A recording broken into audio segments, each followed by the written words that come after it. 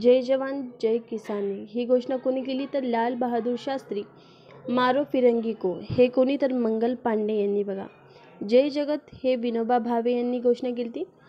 कर मत दो हे कोणी तर सरदार वल्लभभाई पटेल. संपूर्ण क्रांती हे जयप्रकाश नारायण. हे सर्व एक्झाममध्ये आलेले आहेत. विजय विश्व तिरंगा प्यारा कोण तर श्यामलाल गुप्ता.